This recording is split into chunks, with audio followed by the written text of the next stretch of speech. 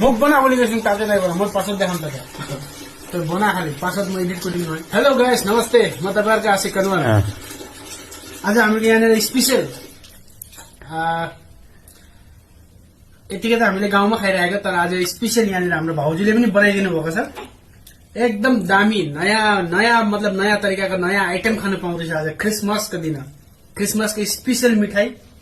मासु सब्जी चटनी म रिभिल गर्छु तपाईहरुको सामने यो चीज चाहिँ यहाँ हेर्नुहोस्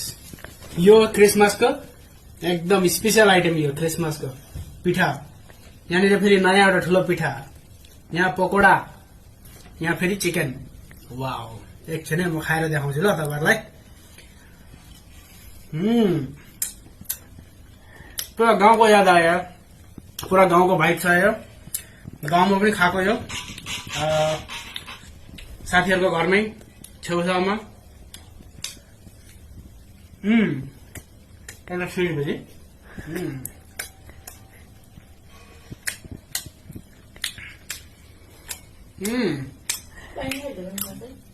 दामी दामी दामी दामी दामी